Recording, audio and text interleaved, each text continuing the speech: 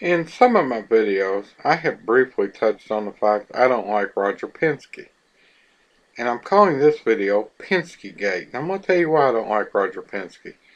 It goes back, it has nothing to do with his current drivers. In fact, they weren't even born yet when I started disliking Roger Penske. But the backstory on it is, after the end of the 1970 Grand National season, as it was known then, Ford pulled completely out of racing. The top cars in the 60s and up through 1970 were factory supported. Oh, they'd have something like East Tennessee Ford dealers on there. The Pettys had Plymouth by Petty on there. Or the Dodges had Dodge dealers on there. Chevrolet was not involved, except for a few independents who were generally back markers.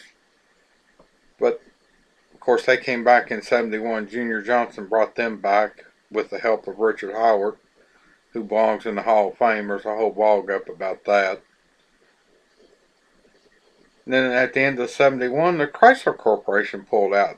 Well, I should say at the end of 70, they cut back to two cars, Richard Petty in a Plymouth full-time and Buddy Baker in a Dodge part-time, both racing out of Petty Enterprises, dumping Pete Hamilton, who had won the Daytona 500 in both races at Talladega in 1970. So the 71 season goes on. You basically had the Holman and Moody car, first with David Pearson and then with Bobby Allison, who could bring some sponsorship. The Petty Enterprises car, factory back with Baker and Richard Petty. And the Wood Brothers car won some races. They got some sponsorship. They were a former factory team. And the K&K Dodge, which had factory backing, but they also had private backing from K&K Insurance Corporation, owner Nord Krusloff. So get to the 71 season. That's when Winston, R.J. Reynolds Tobacco Company's Winston cigarette brand, came into sport. And they were good for the sport, but, the government forced them out. But, so 72 comes along. So you've got Chevrolet competitive again. You got the Pettys, who got the STP sponsorship in 72 with basically the same schedule. You got the K&K Dodge. Holman and Moody dropped off the scene. You still got the Wood Brothers with the Purolator sponsorship. But American Motors announced, in conjunction with Roger Penske, the same Penske that owns the Keselowski and Logano cars plus the Nationwide Series 22 car, was going to factory support an effort, at first with Mark Donohue driving. Great IndyCar and SCCA Trans Am champion. American Motors was a company, and you can Google it, was absorbed by the Chrysler Corporation. And they had won a championship or two, I'm not sure, I didn't look it up, in Trans Am with Donohue and Javelins, with a driver to be named later for the races Donohue couldn't run. Well, they run the first couple races and they're underpowered. They're running a small block, which NASCAR was probably at that time looking to switch to small blocks, which they did in 1974 by basically choking the big engines out of existence. The 426, 429 cubic inch Chrysler engines in the Dodges and Plymouths, the 427s and 429s in the Ford, and the 427s in the Chevrolets, and they were going to come out AMC with a 366 cubic inch engine, which lasted until 74, when they basically played around with the rules and got down to the 358 cubic inch configuration, still running today.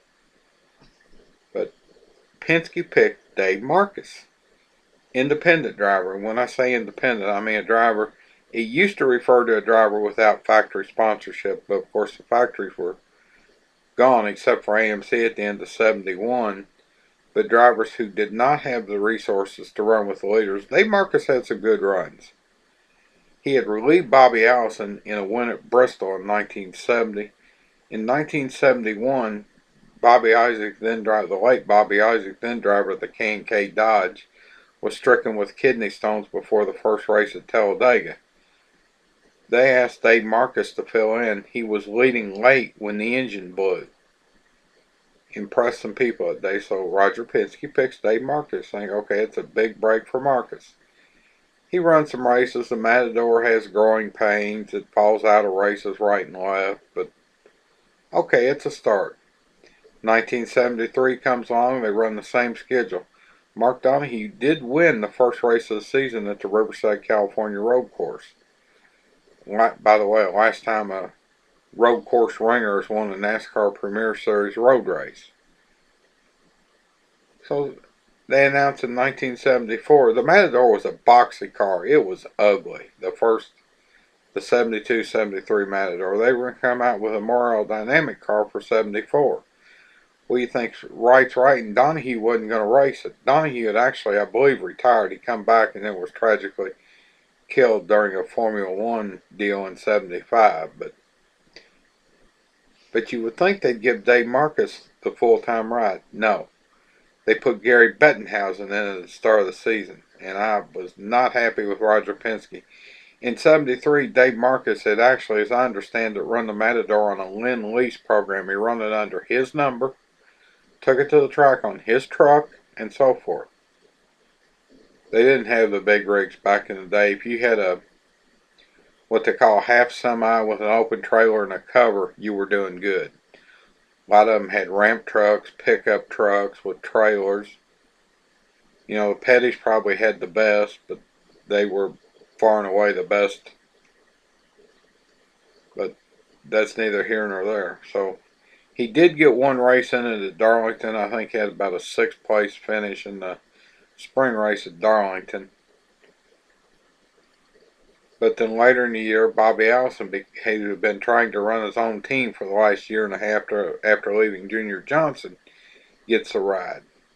And he actually wins the final race of the season in Ontario, California, and then is fined a then record $9,100 for illegal parts. Win wasn't taken away, points weren't taken away, but so we'll jump ahead just a little bit. In '75, Dave Marcis gets the K&K Dodge ride, the same ride he had filled in for and done such a great job. Wins his first race at Martinsville. Finishes second in points to Richard Petty's just one of the two best seasons in the modern era, 72 and up. '76, Dave Marcis wins. Bobby Allison does win a couple races in the Matador in '75, two or three, I'm not sure. '76, Marcis wins three races in the K&K Dodge. Meanwhile, Penske, who had switched to Mercury's as AMC got out, wins zero. Well, the K&K sponsorship goes away. Nord Krosloff doesn't know if he's going to keep the team running. It wound up being sold. Neil Bonnet drove some for both Nord Krosloff and J.D. Stacy, and that's a whole nother can of worms, J.D. Stacy, but that's neither here nor there. So in '77, Roger Penske announces Bobby Allison will have to go on his own and run Matadors again. Announces he's going to run Mercury's on the big tracks, Chevrolet's on the short tracks, and Dave Marcis will be his driver. You're thinking, well, he's trying to make things right. Well, they start off, but then all of a sudden, the Chevrolet shows up with a Marcus Sportsman engine in it. Yeah, Penske's not making things right. And that's why I don't like Roger Penske. I haven't liked him since 1974. I mean, I know this is again disclaimer. This is strictly my opinion, but I like the underdogs back in them days when I was a kid, teenager. Guys like Dave Marcis, Benny Parsons, who later got big money sponsors. James Hilton, who had some fine run in the points, never had factory backing. In fact, switched from Dodge to Ford in 1970 with rumors of factory backing, which never came. But in fact, James Hilton just retired from ARCA at the end of last year in his late 70s. But it's maybe a little longer than I like. But this has just been my opinion why I don't like Roger Penske or Penske-gate.